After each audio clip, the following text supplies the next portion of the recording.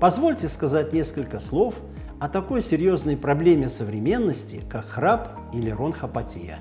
За последние 20 лет наблюдается повсеместный рост этого заболевания среди всех жителей планеты Земля.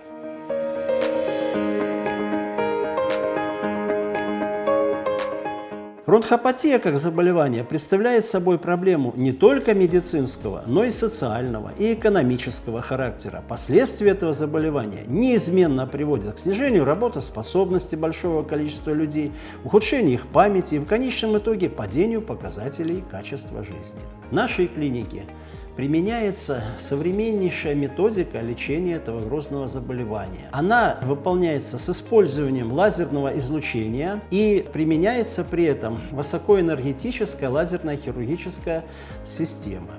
Операция выполняется в течение недлительного времени. Происходит это в течение 25-30 минут.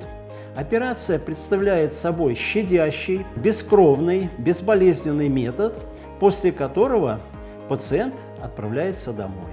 Реабилитационный период протекает гораздо более гладко, чем при применении традиционных методов хирургического лечения, не отвлекает пациента от работы, выполнения повседневных обязанностей и не нарушает качество жизни. Не думайте, что это заболевание неизлечимо. Приходите к нам в клинику, и мы вам обязательно поможем.